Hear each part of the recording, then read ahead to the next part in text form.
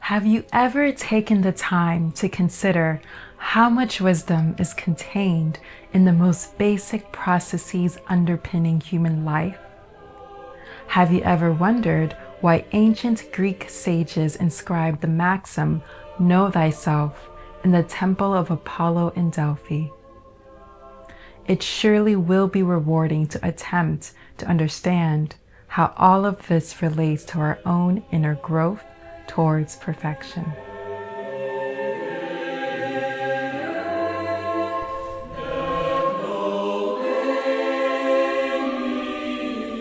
Hi, I'm Naika, your host. Welcome to an extraordinary exploration of timeless wisdom. Today, we are honored to dive into the 4 sacred sciences with the insightful Richard Kamendje. Richard will illuminate the ancient disciplines of alchemy, astrology, Kabbalah, and magic. These sciences offer profound tools for spiritual transformation and personal growth. Far from being relics of the past, these teachings provide practical insights for aligning with the divine and living with purpose. And Richard Kamendje brings these disciplines to life, showing how they interconnect to foster personal enlightenment and inspire meaningful change. Put differently, he will be explaining how these sciences connect with everyday activities. Richard begins the journey today with alchemy. He reveals the process of inner transformation, turning base instincts into higher virtues. Over to you, Richard. Thank you very much, Naika, and hello everyone. A warm welcome from my side to this episode on the 4 sacred sciences. Today, I would like to take you on a little journey. Our discovery path will go through some of the things we are required to do or we simply do daily, consciously or unconsciously, to sustain our own life. And we will see that these apparently simple things deeply connect with sciences that have been established as bodies of knowledge with the aim and full potential to transform human beings.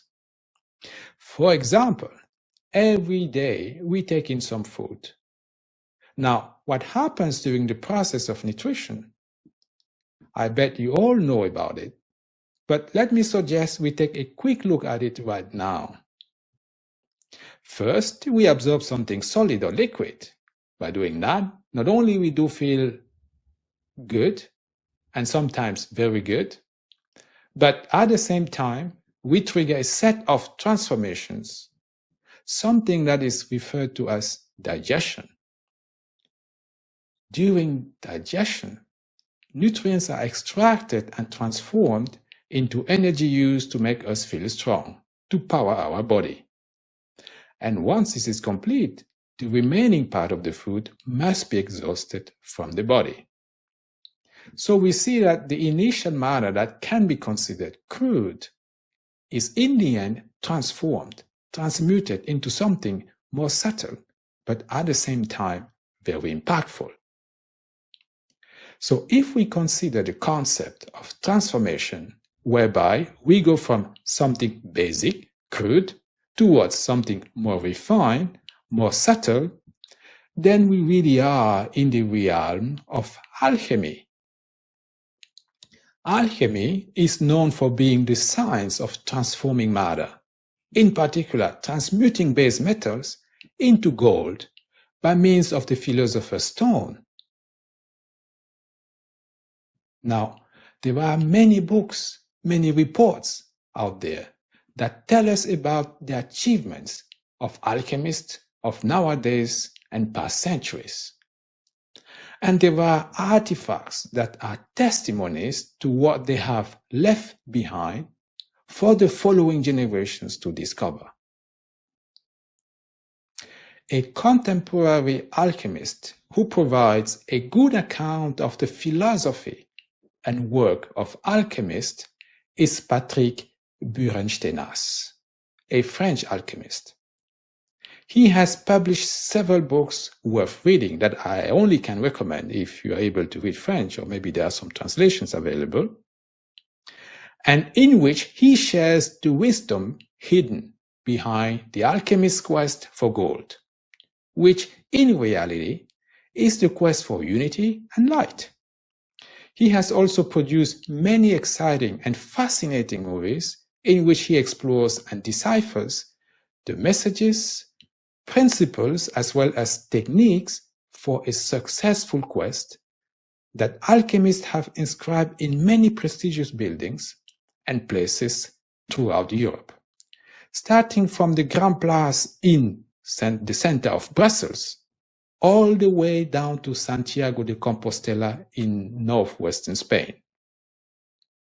Now, in the teaching of Omraam Mikhaël Aïvanhov, this is the master I will be quoting throughout, alchemy is considered from the spiritual perspective and is taught and applied to the transformation of oneself to achieve our own inner metamorphosis. That is done through the transmutation of our instincts and passions. Now, the obvious question is, how does it really work? In the science of alchemy, there are a few elements that are required for the process to be successful. First, we need a crucible as the place where everything is to happen, where the processes should unfold. And then we need the consideration of the two principles and bring them into action. The first one is designated as the masculine and the second the feminine principle. By the way, in the symbolic language, the masculine, that is the active principle, is represented through the sun, and the feminine, that is passive, through the moon. Now, these two principles are used in combination to act on the matter. A base metal, for instance, that is to be transformed into gold thanks to the philosopher's stone.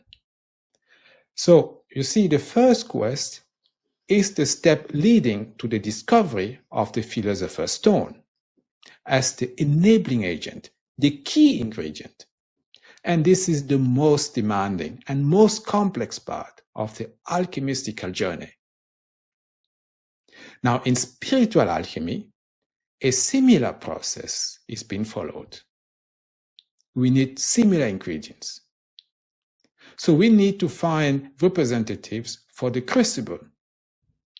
And that is nothing but the physical body itself. Our own body is a crucible in which we have all the elements that form human nature. Then we need to add two principles. Here, the masculine principle is our will, and the feminine principle is our imagination. Will and imagination. So using the combination of the two, that means will and imagination, meaning actions on the one hand side, the will, and the power of imagination on the other side, that is images that we form. We can actually act on all the elements that are within us, within ourselves, to ensure that the forces that are within ourselves are controlled, that they are put at the sole disposal and usage of our higher nature, of our higher soul. So this is, in essence, what spiritual alchemy is about. Transforming all the elements of ourselves, all the elements that are confined within what we call our lower nature, to be made available to our higher nature, to be used as ingredients to act for the divine, to act for realizing the kingdom of God on earth. That's the path of alchemy. When all are in a position, when we all are in a position to be beings with virtues, and qualities that reflect heaven. So spiritual alchemy is nothing but the quest for perfection.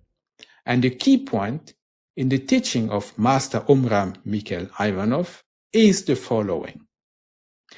A good way to acquire the basis for this spiritual alchemy is to learn how to properly implement our food intake as a conscious process in which our thoughts, our feelings, and our gestures equally participate and positively support and influence the process of digestion.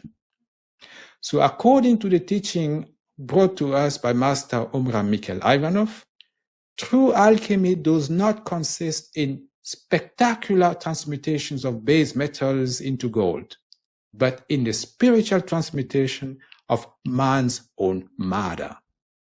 And if you were to ask the question, why should we do this at all? Then he would say, if a tree, for instance, is capable of transforming the raw mineral nutrients it draws from the soil into the sugar sap, which enables it to produce flowers and fruits, why should man not do likewise? Why should we not be capable of transforming the raw juices of our instincts and passions so that they produce a rich harvest of flowers and fruits in the form of vitality in our physical bodies, love and joy in our hearts, and understanding and wisdom in our minds?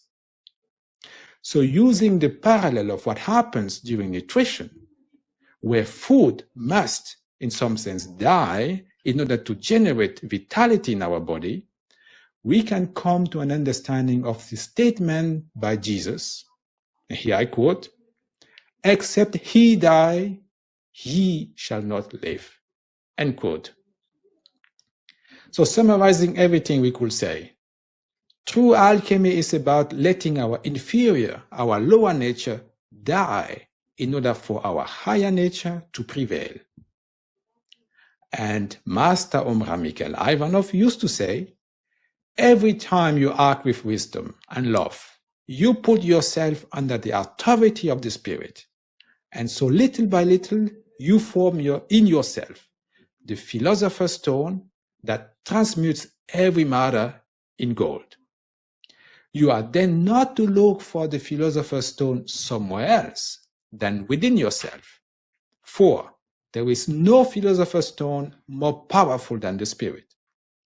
In the teaching he gave us, one of the many recommendations is to strive to reach the state of consciousness where we can perceive our spirit, our higher self, as an immortal, eternal principle, an entity that is indestructible and that travels through space and penetrates everywhere.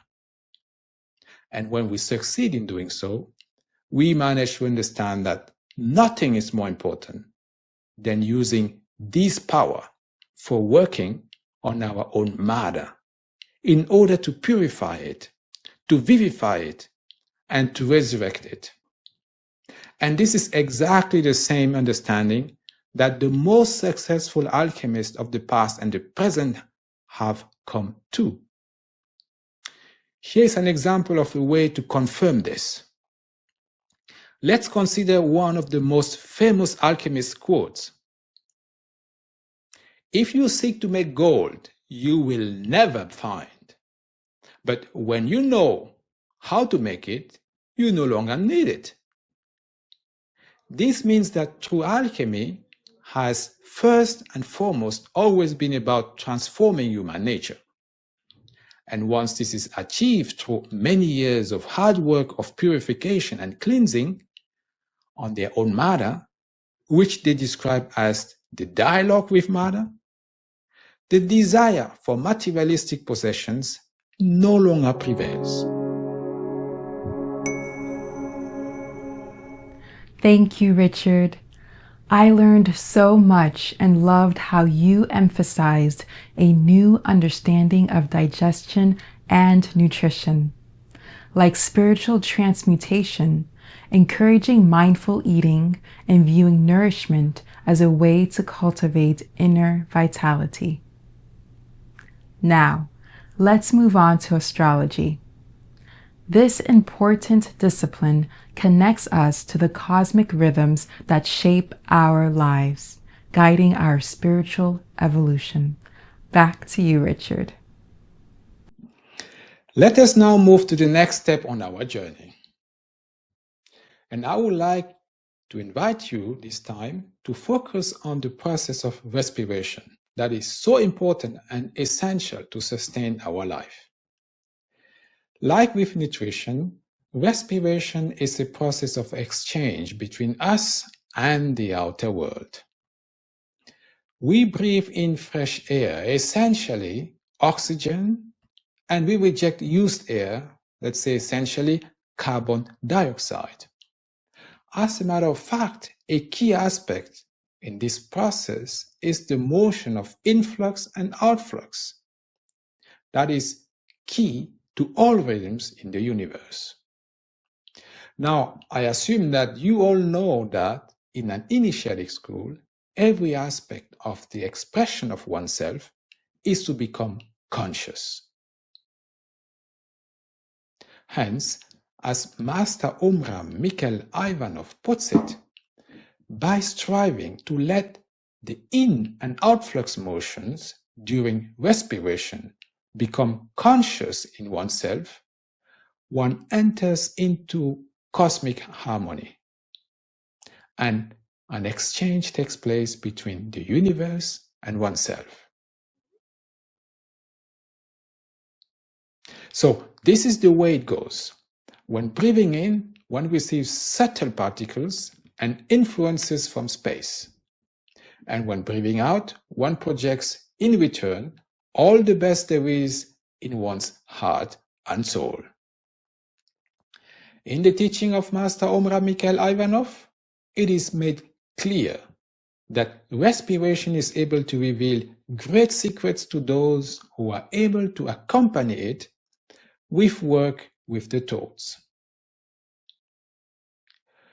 And these secrets pertain to the science of astrology. At the center of astrology is the zodiac. And in this teaching, the zodiac is presented as the book of the books in which everything is recorded. And the constellations and planets are hieroglyphs, the sacred letters which reveal to those who know how to decipher them how mankind and the universe were created, how they evolve hand in hand, and how their inner structure is identical. So you see, through the practice of dedicated breathing exercises within this teaching, the consciousness of the disciple is gradually expanding to embrace the entire universe. And by doing so, an intuitive perception of astrology, which is the science of the influences of stellar bodies upon us, develops naturally. An intuitive perception develops naturally, a perception of astrology. Now, why is this perception so important? That's a very good question. Why? Simply because in the course of his lifetime, every human being is influenced by each of the 12 constellations of the zodiac, and the influence of each constellation is quite specific. For once he has been born into the physical world, every human being is bound to follow a certain evolutionary path. He grows up, grows old, and dies.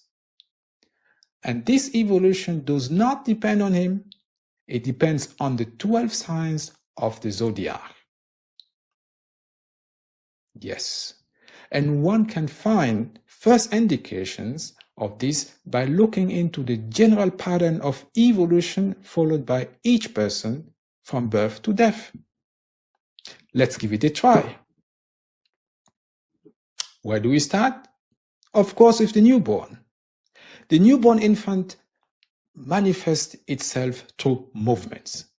It is constantly gesticulating and trying to touch and grasp whatever it can reach. As soon as someone comes close, it clutches his hair, his beard, his clothes. This is the typical Aries, the vital energies bubbling out of the ground.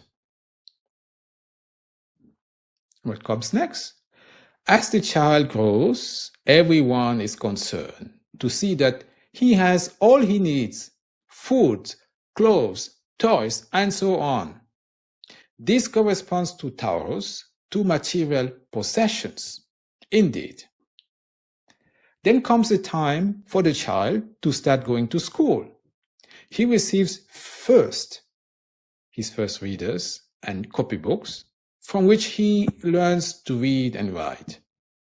He begins to notice things around him and ask endless questions. He is agile and active, running all the way to school and back. You will agree with me that this is the stage of Gemini, the stage of relations with others, of study, of minor journeys. But then before long, the child becomes a young man. He meets a pretty girl and gives free rein to his imagination, dreaming of his own home in which he and his beloved will live together. And he introduces the girl to his parents. What's that? This is the stage of Cancer indeed, the stage of home and family. In the next phase, the young man is already married and father of a family. When he gets home after work in the evenings, he delights in being with his children and joining in their games. In front of others, he shows how proud he is of being father. All of this is characteristic of Leo, who tends to dominate those around him, to make the most of the joys of life, and who is proud to show off his creations, his children. But later, life becomes more difficult. Burdens weigh more heavily on him. Money is in short supply and some family members are ill. The father begins to take all kinds of odd jobs in order to pay for the most urgent needs of the family. And it all begins to get too much for him, and, completely exhausted, he falls ill. He is told he must take more care of his health, live a more balanced life, and so forth. This is the stage of Virgo, obviously, which corresponds to work and health. Now, in time, things get better. The father's health improves. He finds a good job and starts to go out and about, again with his elegantly dressed wife. Now he is in a position to advise others. Based on his experience, he gives prudent, level-headed advice, manifesting the equilibrium of Libra. It sometimes happens that about this time, he sees his wife looking at other men in a way he does not like. He is not sure what it means. And it irritates and angers him. He quarrels with his wife, shows his jealousy, and threatens to use a gun or poison to take revenge. This indeed is Scorpio. Now he has promoted in his office. He has a senior civil service appointment or a prestigious professorship. In the desire to get to know all the countries and peoples, their customs and different ways of life, he travels widely. But he also feels the need to reflect on the meaning of his own life and finds himself drawn more and more to philosophical and religious problems. This is the stage of Sagittarius indeed. He grows older and acquires a considerable reputation thanks to his social standing and personal authority.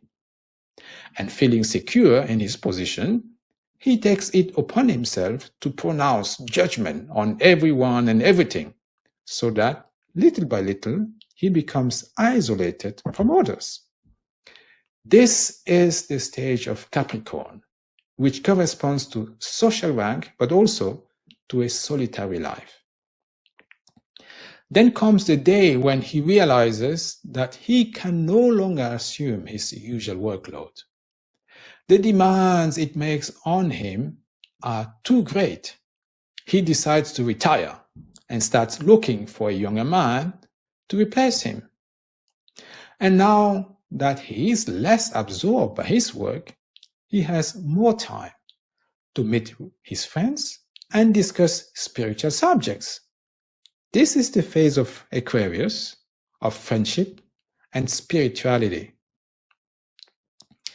And now he is becoming weaker and weaker, and so detached from the physical world that 3/4 of his being are elsewhere.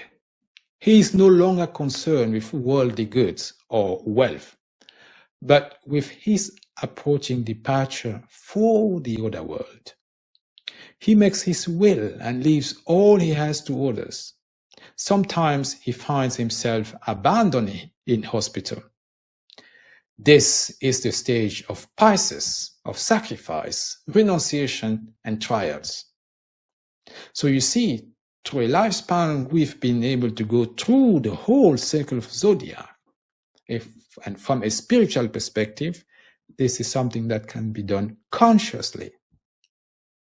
And when considering astrology in the teaching of the Universal White Brotherhood, every disciple who becomes aware of his kinship with the universe begins to feel the need to cultivate his inner life in order to discover within himself that cosmic plenitude symbolized to perfection by the circle of zodiac. And you will agree with me that bringing such a process to completion can only be transformative and life-enriching. Now, so far we have been able to speak about alchemy and astrology. And in both cases, we have been able to see that their true value lies in the potential they have to contribute to the transformation of human beings towards perfection, to trigger the process of metamorphosis, allowing the emergence and prevalence of our higher self. This is exactly why these sciences are called sacred, as they reveal the key to the liberation of mankind from the chains of instincts, passions, egoism, atavisms, and spiritual death. And in doing that, they allow human beings to master their own destiny, to be the creator of a golden age on earth. But we have not yet explored everything, and there is more to come as our journey is set to continue.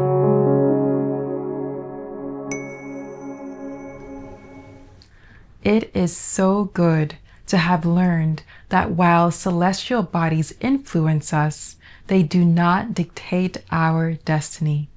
Yes, more spiritual awareness, more spiritual work. And I feel that now, myself, I can transcend astrological influences and shape my own path. And of course, I love how Richard advised practicing conscious breathing to align with cosmic rhythms, helping us foster harmony with the universe and our life's path. Now, onwards with Kabbalah. Kabbalah offers a mystical framework for understanding the interconnectedness of all beings. Richard will take the tree of life and show how it is a spiritual map guiding for self-discovery and alignment with divine principles. Back to you, dear Richard. It is now time for another step on the journey. And this time, I would like to invite you to look at something that truly is characteristic of human beings, and that is the ability to think. Thanks to our intellect, we have been and we are able to make countless explorations in the quest for a fundamental understanding of the visible world, of the universe, its creation, its structure, its inhabitants, with their characteristics and properties. In the 21st century we are in right now, not only philosophers or scientists, but nearly everybody, I believe, will agree with the conclusion that the role of thinking or of intellect is to extract the quintessence from every subject or object. Now, in the initiatic sciences, this process has a home in what is known as Kabbalah. As you probably know, there are different aspects of spiritual work, such as concentration, prayer, meditation, contemplation, and identification. Meditation is an activity of the intellect that strives to find its way into spiritual truths. In essence, if with the support of the brain the intellect is used to explore the physical world and establish its scientific understanding, in the initiatic sciences, the intellect is used through meditation with the support of the spirit to explore the invisible world and experience what is described in Kabbalah. As a matter of fact, Kabbalah provides a system that explains the creation of the world from a mystic point of view. This system is referred to as the Tree of Life, or the Sephirotic Tree. The Sephirotic Tree is a true synthesis of the universe with its regions and entities, as well as associated virtues, qualities, and properties. It provides a method to guide a disciple in his spiritual life and indicates the path to follow. It can help to avoid dispersing the efforts one devotes to his spiritual work. Now, it should be mentioned that this method is based on a profound and accurate knowledge of, on the one hand, the power of numbers and their impact, and on the other hand, the language of symbols and geometrical figures. For example, major symbols such as the Philosopher's Stone, the elixir of everlasting life, the universal panacea, the magic mirror, the magic wand, can be found on the Sephirotic tree. Eventually, it should be said that the Tree of Life provides a system with an angelic hierarchy, which makes the link between man and God. And as stated by Master Omraam Mikhaël Aïvanhov, for our good spiritual development, it is necessary to know the existence of these celestial entities because they are like beacons on the path which leads us to God. So as you may imagine, in the teaching of the Universal White Brotherhood, there are numerous exercises for the disciples. Among those, there is a key one, and that is about meditating on the Tree of Life, on the Sephirotic tree, with the consciousness that it is within us and that the only activity that is worth the effort is to let it grow and flourish and be productive within us until it begins to vibrate and to enlighten our inner being. Kabbalah teaches us, in addition, that a human being is created in the image of the Sephirotic tree. All the Sephirot are within him, with all the elements, entities, activities, and materials. This is why true self-knowledge can only come through knowledge of the Sephirotic tree, or the Tree of Life. To know oneself, it is to know the vast dimensions of one's own inner being, with all its different regions and the link that holds them together. For the 10 Sephirot are not isolated from each other. They are united by the one stream of life that flows through them. This living link is represented by the 22 paths which join the Sephirot one to another. Kabbalah also reveals to us that in man, Malkut, the 10th Sephirah, has broken its links with heaven. This is why it is now necessary to restore communication. So, in the teaching of the Universal White Brotherhood, the work of a true disciple, therefore, is to restore this connection. And when the disciple is armed with true knowledge and has full command of all his inner forces, such as anger, sexual energy, and so on, the guardian of the threshold steps aside and the way from Malkut towards the higher spheres is open to him. The first step is the Sephirah Yesod. As the well-prepared disciple passes through this region that relates to the moon, he is purified and becomes lucid, transparent, and clairvoyant. It is here in Yesod that man makes contact with the angels, the cherubim, the bearers of life. From Yesod, he moves on to the third Sephirah, Hod, the region of Mercury, where he can study all the disciplines of the divine school: magic, Kabbalah, astrology, and alchemy. Hod is the region of knowledge of all the sciences. It is in the Sephirah Hod that the disciple makes contact with the angelic order of the Bnei Elohim, known in the Christian tradition as archangels. After Hod, the disciple moves on to the Sephirah Netzach. This is the region of Venus, of beauty and grace. It is the home of all colors, forms, sounds, and perfumes, of all true artistic and creative inspiration. Netzach is the home of the Elohim, the gods that created heaven and earth. Now, once in the Sephirah Netzach, the disciple has studied the principles of creation and the forces that built the universe and man, he must go on to Tiferet, the region of the sun, and make contact with the great spirit of the Sephirah, who will give him a share of his light, warmth, life, beauty, purity, and so on.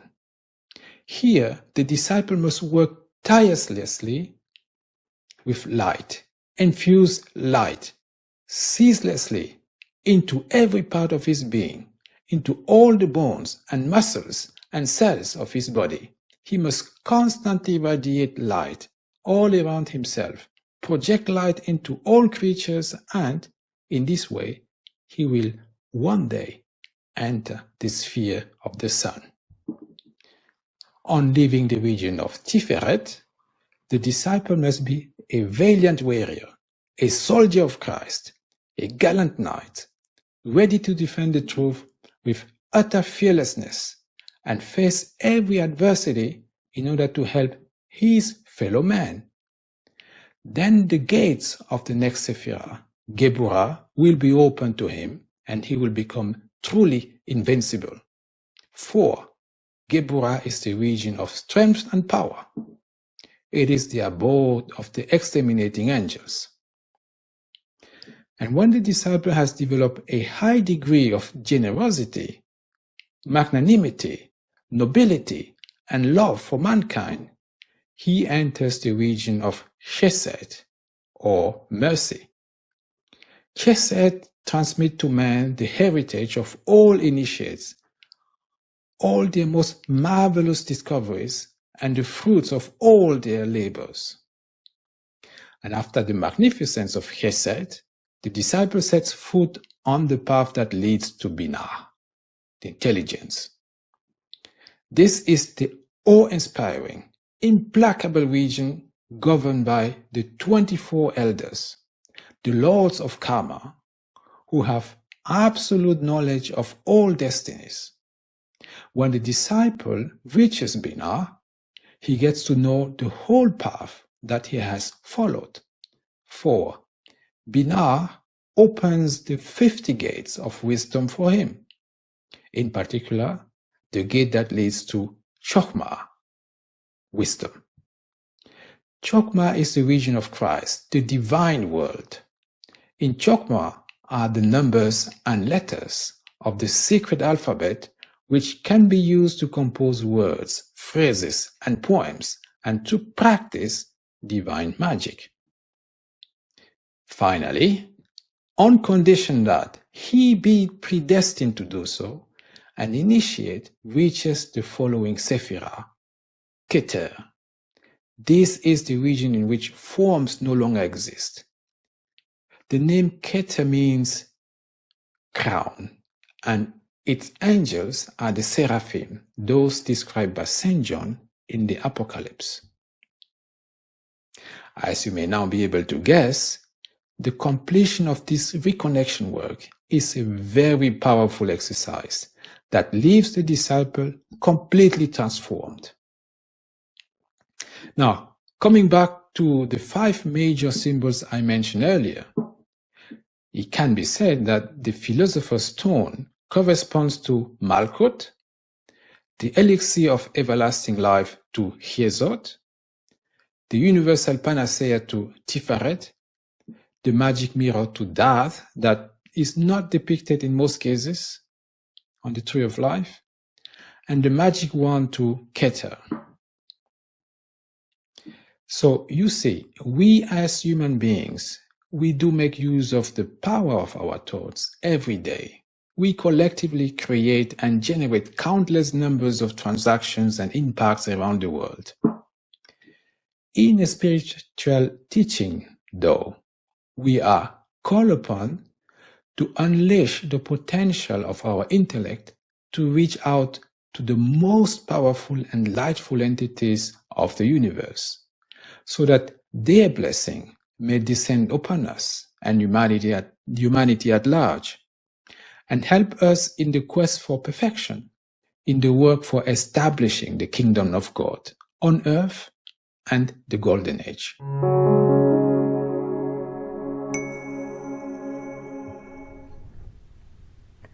I cannot wait to practice what Richard just recommended, meditating on the Tree of Life as a practical exercise to deepen self-knowledge and align with divine principles. But wait, don't start meditating now. There is one more fascinating topic, and for many the most interesting one: magic. Magic teaches us the power of conscious intentions, gestures, thoughts, and feelings, emphasizing the use of love, of wisdom, and of truth to bring harmony and positive transformation to your life and the world. I can't wait to discover that. So, no more words of introduction. Back to you, Richard. So let us now come to the final step on our discovery path. And here we will look at another expression of ourselves that we do through gestures or glancing. Obviously, all our daily activities are associated with gestures, some of which may be specific, purposely designed, others may be just random and unconscious. Let's take the example here of conscious gestures. What we can say and what we can note is that they are typically the expression of a given intent. When we greet someone, through the wish we express, we hope to convey something to generate an impact. I think that is clear. When we reach our hand to someone or raise it while saying hello, consciously or not, the aim is to contribute something positive to the life of the person greeted. So we see that whether we want it or not, gestures are always the expression of something from within that can be associated with our feelings or thoughts. Hence, depending on the nature of these feelings or thoughts, our gestures may be harmonious or chaotic.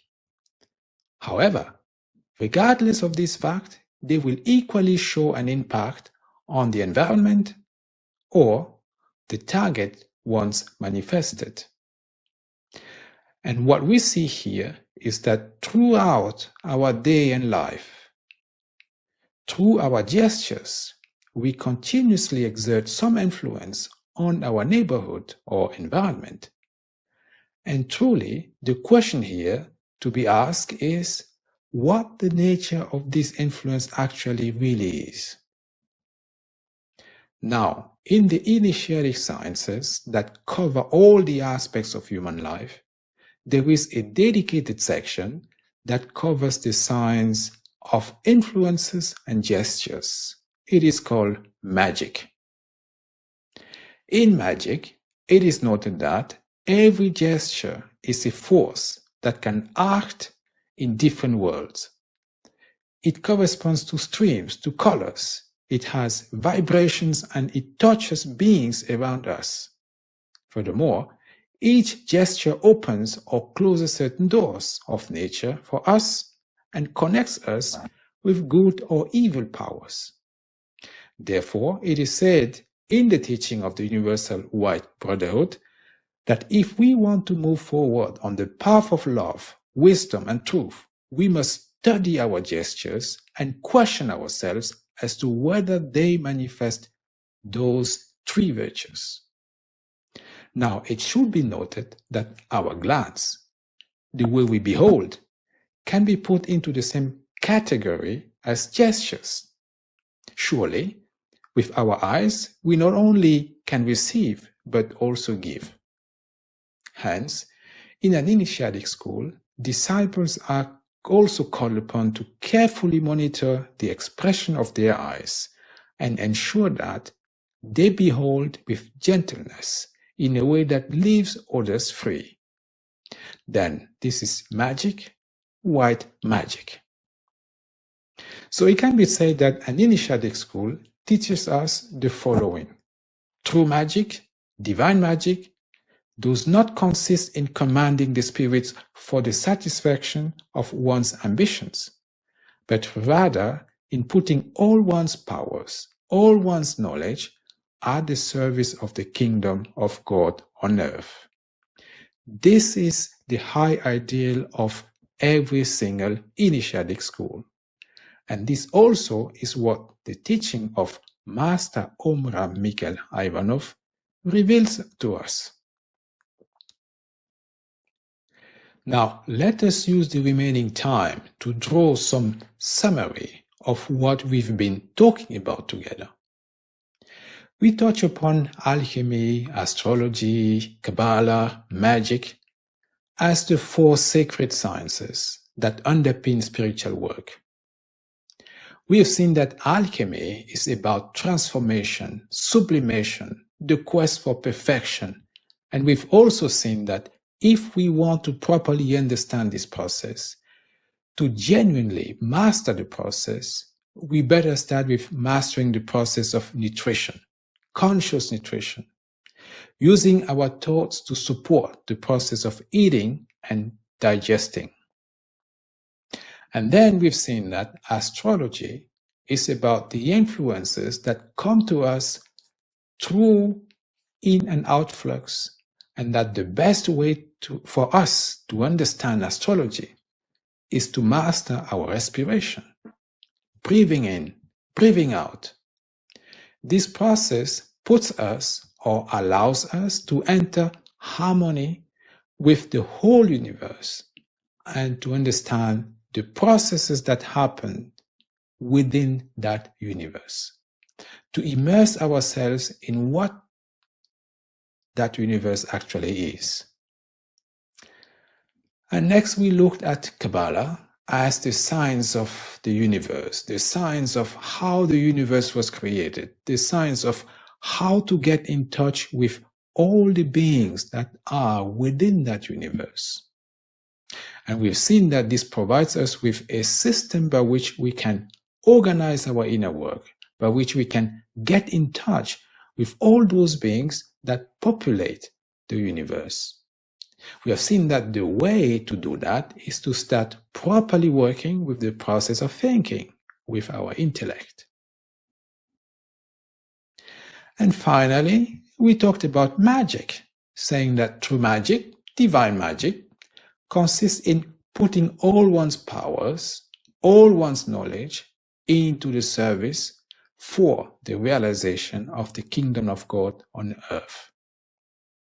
And we have indicated that magic is something that is connected, strictly connected with our gestures, with the way we behold, and that by controlling this, we can easily become white magicians, if we like.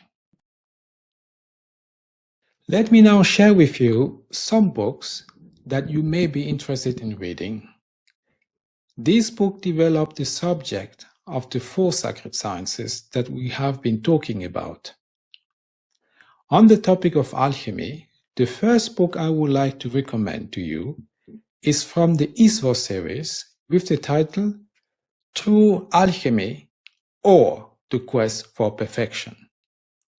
As you can see, it is purple in color.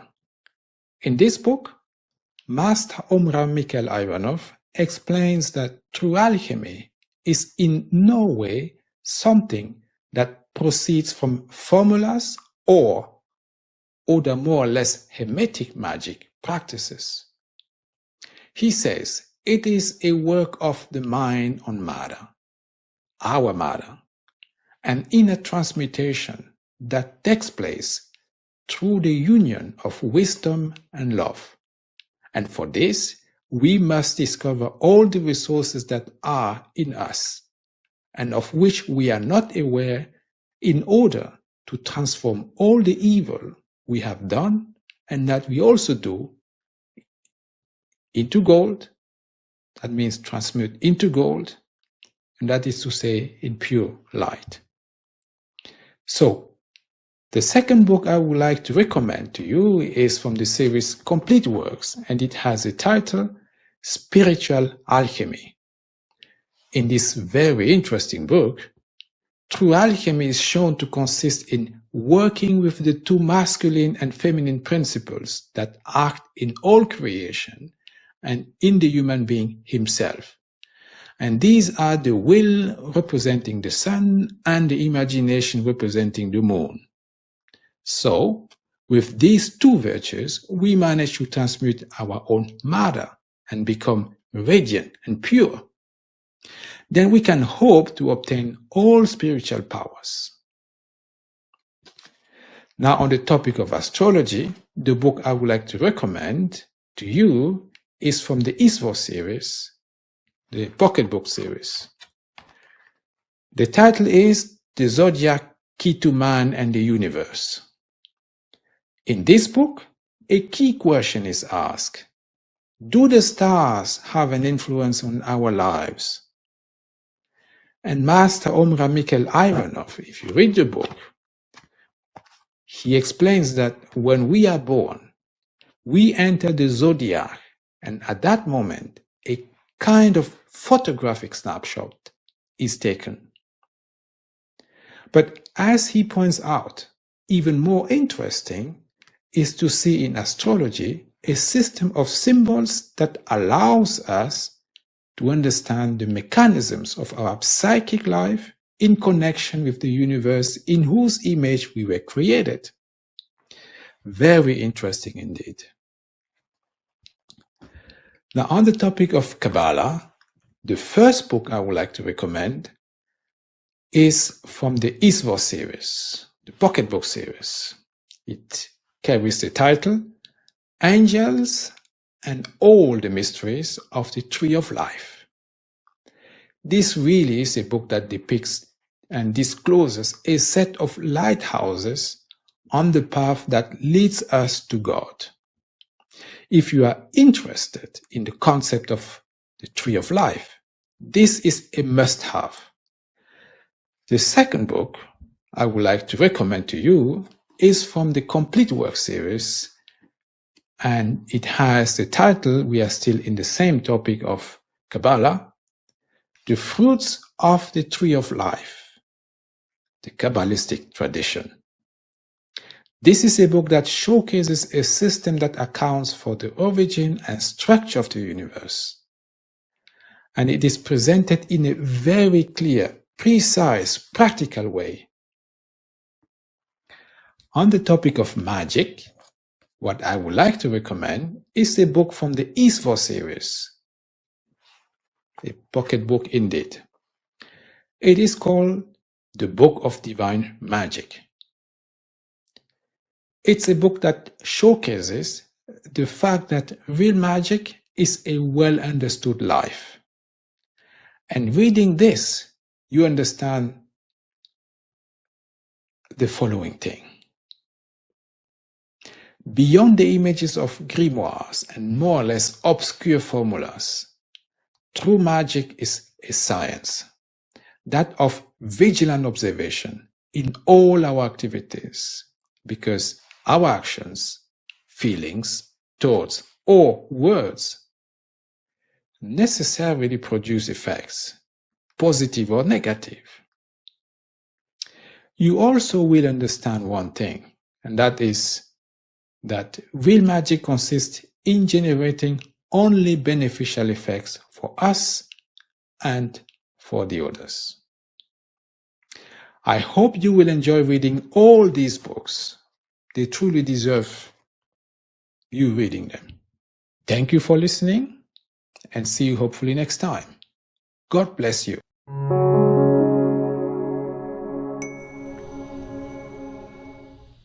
Thank you, Richard. This was all so interesting. I am eager to start applying this new knowledge in everyday life. Let us all be encouraged to practice white magic to bring positive change to the world. Before concluding this episode, I wanted to mention that all books mentioned during this episode are available on www.prosveta.world. Make sure you also visit the website www.omraam.world, which is the website of the Fraternal Forum. There is also one book that should be singled out: Alchemy, Astrology, Magic, Kabbalah, Aspects of Esoteric Science, Complete Works, number 4, by Omraam Mikhaël Aïvanhov. This book provides profound insights into these interconnected disciplines. If you've enjoyed this episode, stay tuned for the next and final episode of the season. It is a journey across 7 countries with 7 remarkable individuals spanning 3 continents. Through these interviews, we will see that true fraternity isn't just about personal or group interests. It's about coming together for something greater, like an orchestra, where each individual, like an instrument, plays their unique part in creating a beautiful harmony. Stay tuned for inspiring insights and reflections on building a more peaceful and connected world. Stay safe and stay connected.